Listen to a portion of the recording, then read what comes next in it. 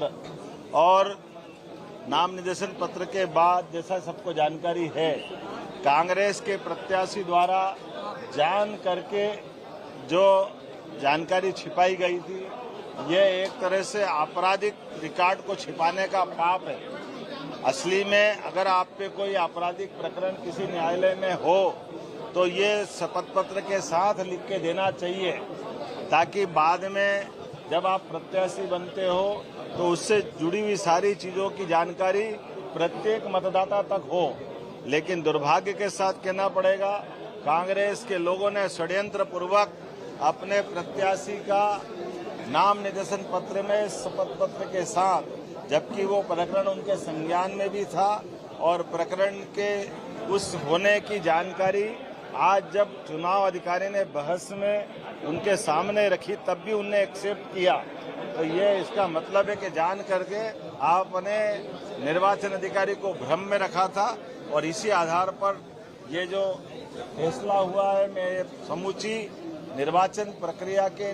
खास करके स्क्रूटनी की इस प्रक्रिया का स्वागत करता हूं और निर्वाचन अधिकारी ने जो निर्णय दिया वो सर्वविदित है,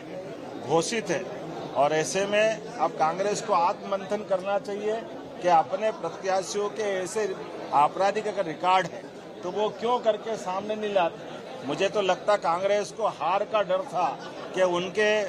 जहाज में 75 लोगों का जहाज और 18 लोगों को लेकर बेंगलोर गया। इसका मतलब है कि उनके साथ उनके चुने हुए विधायक नहीं थे, तो जान करके उन्होंने एक षड्यंत्र किया। यह षड्यंत्र उसी प्रकार का है जैसे पूर्ववर्ती लोकसभा के कार्यकाल में भी चुनाव के समय उनका इंदौर का प्रत्याशी मैदान छोड़ गया था। तो जान करते हार से बचने के जो हथकंडे कांग्रेस अपना रही है, मुझे लगता कांग्रेस को आत्मविश्लेषण करना चाहिए। अपने इस प्रकार के व्यवहार के लिए जनता से, मध्य प्रदेश की जनता से माफी मांगना चाहिए। और जो चुनाव अधिकारी ने दूध का दूध पानी का पानी किया है, मैं मान के चलता हूँ हमारे साथ अध्यक्ष जी भी है और हम पूरी भारतीय जनता पार्टी के नाते से बोलना चाहेंगे। इसी कारण से हम सब मध्य प्रदेश के लोगों के लिए आज का ये चुनाव, क्योंकि ये दूषित प्रक्रिया हो जाती